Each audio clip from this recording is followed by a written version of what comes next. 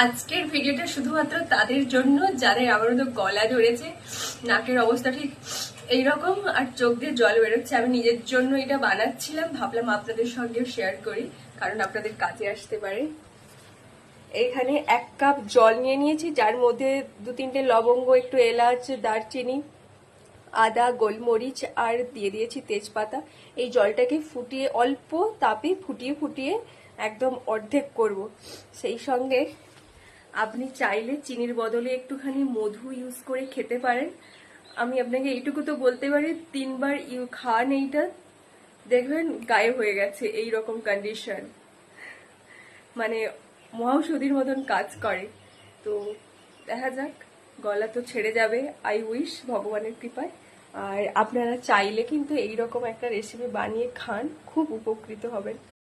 আমার চা রেডি হয়ে গেছে, কালারটা ঠিক এরম এসেছে।